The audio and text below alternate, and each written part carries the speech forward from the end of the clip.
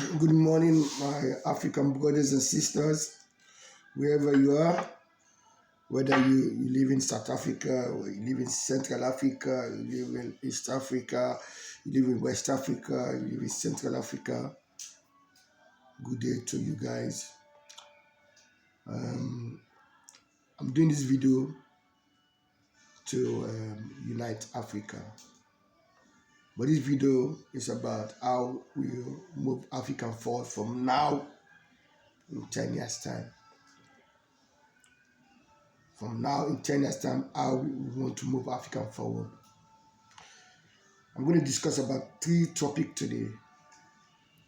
I'm not anti-West, or I'm here to bash the West, or I'm not here for that. I'm here to start educate we Africans about how we can elevate poverty, because at the moment Africa is classed for one of the poorest regions in the continent,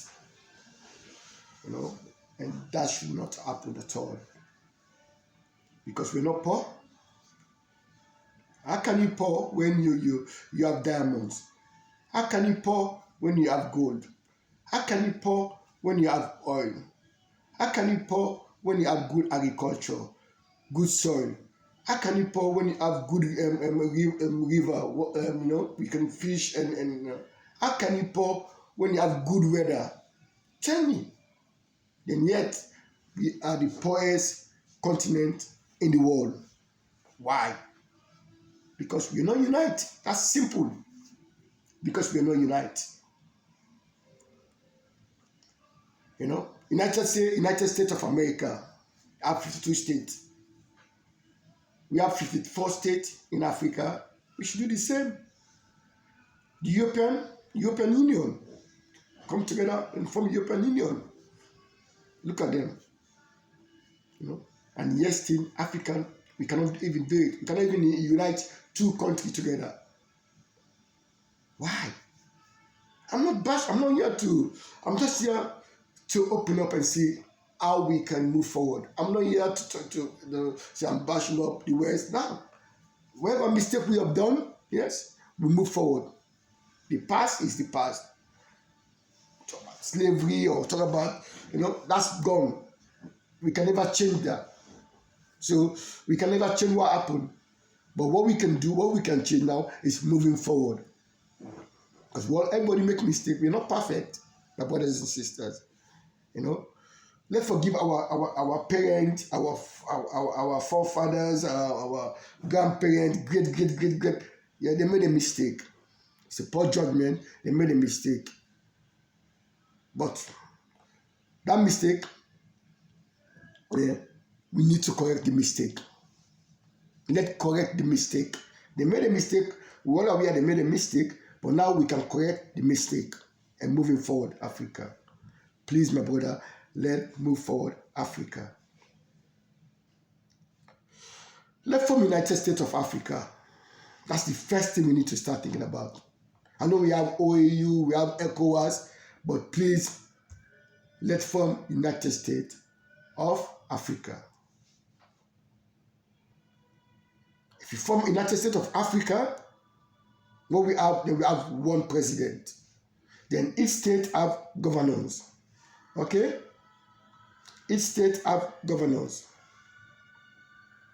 Okay? Then we have free movement of goods and people. Imagine what that would look like. Imagine you say free movement of goods and people in Africa. Imagine what that would look like. It's beautiful. That alone will elevate poverty. That alone will educate people about free movement. That means if I want to go and study medicine in South Africa, I could go and study medicine in South Africa. I'll choose. Then I have the choice to choose the best university. In Africa, we don't have to come to Europe. We can share an expatriate in Europe. Let's share ideas in Europe. Yeah, we can do that. That's not problem. We all need each other. But Africa should start thinking about how we can unite. We should have start restore what we call dignity in the world and respect. So when you talk about Africa, the first thing you think about respect. Oh wow, Africa, wow. You know, let people start value us because at the moment we're not valued. Africans are not valued. We know that. I know that. You know that. We're not valued. But please, I'm not bashing no one here. I'm not anti-West or no. But let's start thinking about how we can move African forward from now on in 10 years' time, my brothers and sisters. Look at the picture. Imagine we using one currency. You know, even the reserve. We don't need to. England have reserve of gold. Yeah, so the pound is so strong. Imagine if we have a reserve of platinum and diamond, not even gold. Forget about the gold. Let's just put reserve of diamonds. Okay, diamonds as a reserve.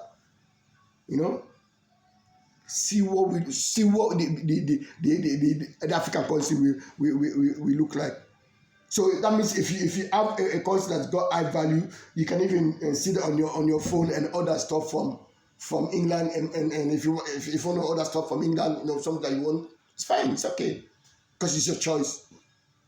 But then what will happen is we start talking about quality. So when you put quality on your goods, that means everybody will start buying your goods.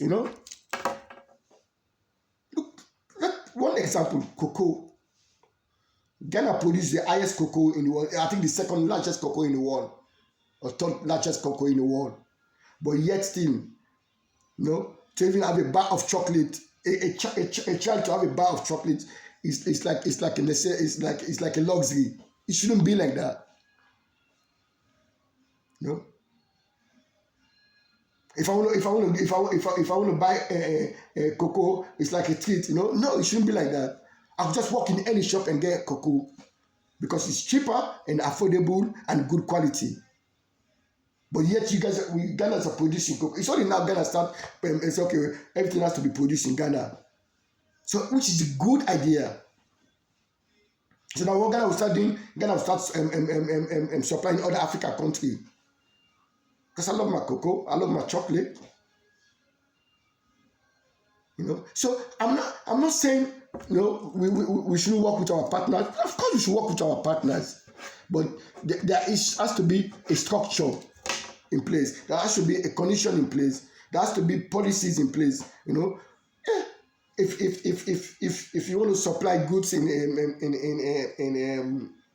Ghana, want to supply goods in the UK, fine, we can do that. Yeah, as long as it's one market, that means it's one price. So if Ghana is selling a bar of chocolate 10 cedis, yeah, it's 10 cedis. So if the buyer want to buy the chocolate, it's okay. We're Ghana is selling 10 cedis. Then you go to salon is produce the same chocolate. It's 10 cedis. It's 10 cedis. So everywhere you go, so you got one price, one market. So everywhere you go in Africa, it's 10 cedis for chocolate. So everybody reap the benefit of what Ghana can produce, and we share together. It's about sharing, Look like Sierra Leone, we depend on rice. Our staple food is rice, but yet still we're importing rice. Why are we importing our own staple food? Does it make sense? It's our staple food, which is the basic, and we have so many land, so many swamp. You can plant so many, even the leftovers. You can even export the leftovers to other African country if you want to base on that. But you're importing rice because you took your eyes off your land. You forgot about okay, what, instead of me planting my rice so that I can sustain me, let me go the easiest way. But the easiest way is you're importing rice, and when you import rice, what happens is that your currency go out. When you come back again, price is high because the dollar exchange rate goes up and down, and it goes up all the time. So so your currency is nothing. But if we start producing rice, it's a staple food, and start talking okay, even 3 countries, even for example Ghana, Sierra Leone, maybe place like Burundi, we can even just grow rice and supply the whole of Africa. and then the leftover we can export. But yet still, we're still importing rice. Africa, we need to move forward from now to in 10 years' time, my brother and sister. There's so many topics I'm going to discuss about, okay? But this is just to start thinking. It's an introduction. Start thinking about how we can do that.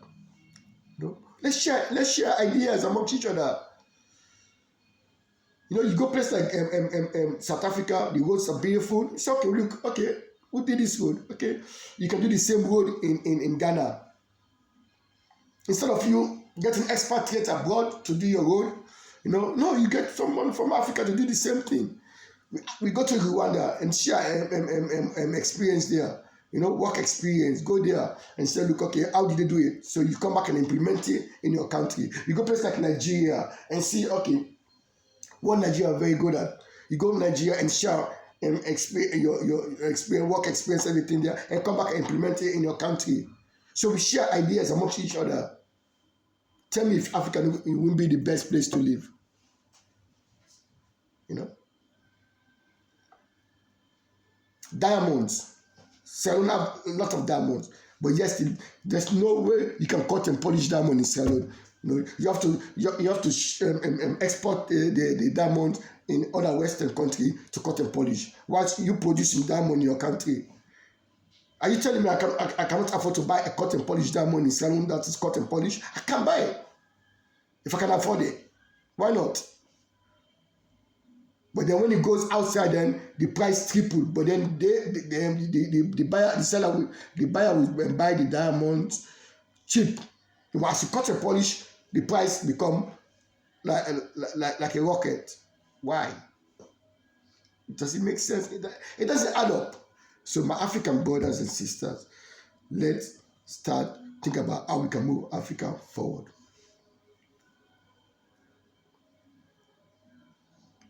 Please, I'm not angry, I'm not upset, but this is about time now we start thinking about how we can move Africa forward. I'm happy to discuss wherever we need to discuss to move Africa forward. And we have to travel all over the world to discuss about how we can help Africa to move forward. I'm here. But my project is about moving Africa forward. We can do it. The European Union, they did it, they succeed. United States of America, they did it, they succeed. United Kingdom did it, they succeed. So Africa will succeed. It's possible. No one should tell you that it's not. It's impossible. It's possible. If we focus and stick together, it's possible, my brother and sister. Thank you very much. Have a good day wherever you are. Thank you. God bless.